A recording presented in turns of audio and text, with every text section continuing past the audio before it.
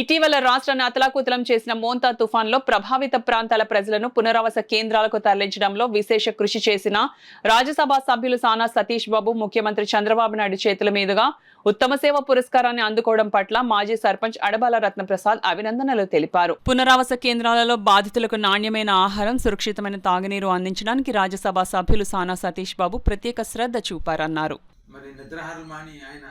మరి ముంపు ప్రాంత బాధితులందరూ కూడా పునరావాస కేంద్రం తరలించడంలో ముఖ్య పాత్ర పోషించారు. అదేవిధంగా మరి మన పునరావాస కేంద్రాలు బాధితులందరూ కూడా మరి నాణ్యమైన ఆహారాన్ని, సురక్షిత మంచినీరు కూడా అందించడంలో వారు ప్రత్యేక శ్రద్ధ చూపడం జరిగింది. మరి ఒక్క కాకినాడ నియోజకవర్గానే కాకుండా మరి మన కాకినాడ పార్లమెంట్ నియోజకవర్గం అన్ని నియోజకవర్గాల్లో పర్యటించి వారి మంచి ప్రజలందరూ కూడా అప్రమత్తం చేయడం జరిగింది.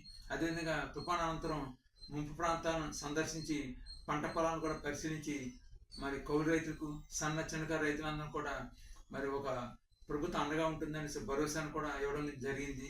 అదేవిధంగా మరి ముఖ్యంగా సముద్ర వేటకు వెళ్ళని మత్స్యకారులందరూ కూడా వారు మరి ప్రభుత్వం నుంచి నిత్యావసర సరుకులు కూడా అందజేయడం జరిగింది.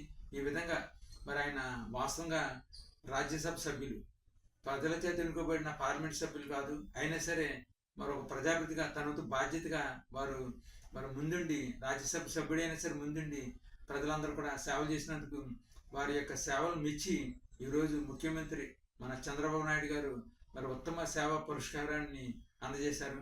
ఈ సందర్భంగా అంటే ఎవరైతే కష్టపడి పనిచేశారో వారందరూ కూడా ఒక నూతన సాంప్రదాయంగా మరి చంద్రబాబు నాయుడు గారు ఉత్తమ పురస్కారం అందించడం వారికి ఒక ప్రోత్సాహం వస్తుంది.